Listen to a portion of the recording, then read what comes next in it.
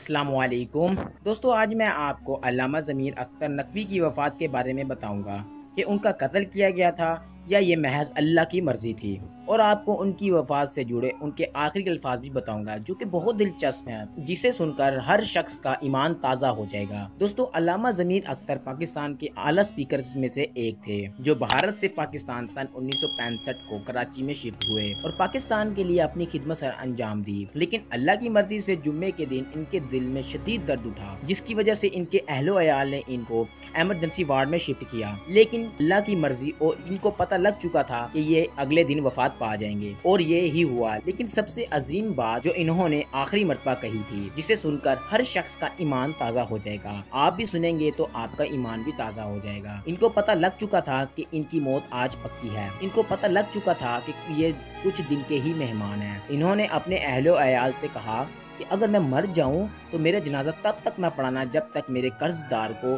قرض ادا نہ کیا جائے، اور انہوں نے مزید کہا کہ اگر میں مر جاؤں اور کسی نے میرا قرض دینا ہو تو میں اس کو مرنے سے پہلے ہی اپنا قرض معاف کر دیتا ہوں۔ دوستو، جسے سن کر ہر ایمان والے کا ایمان تازہ ہو جاتا ہے۔ دوستو، ان کی روح کو ثواب پہنچانے کے لیے میری طرف سے مہربانی کر کے ان کو ایک دفعہ الحمد شریف اور 3 دفعہ قل هو اللہ احد اللہ الصمد لم یلد ولم یولد ولم یکن لہ کفوا احد پڑھ کر بخش دیجیے تاکہ ان کی روح کو ایصال ثواب پہنچ سکے۔ دوستو، پلیز اس ویڈیو کو آگے شیئر کیجیے گا تاکہ ان کی روح کو اور ثواب مل سکے۔ میری طرف سے دعا ہے، بلکہ آپ سب کی طرف سے دعا ہے